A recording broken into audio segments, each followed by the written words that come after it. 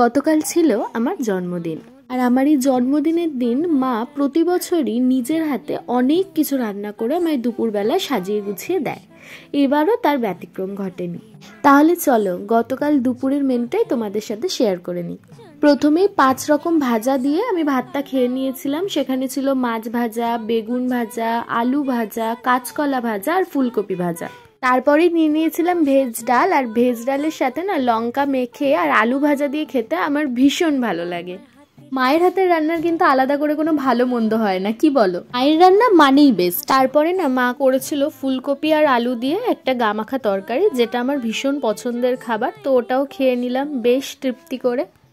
এরপরে পাতে নিয়ে নিয়েছিলাম চিকেন কষা আর ভাত। আলু দিয়ে মেখে আর চিকেনের গ্রেভিটা দিয়ে মেখে খেতে খুব ভাল লাগছে। বিরিয়ানিটা দোকানের আমার পিসি এনেছিল, যদিও আমি পুরোটা শেষ করতে পারিনি। 1 চামচ পায়েস দিয়ে শেষ করলাম জন্মদিনের খাওয়া।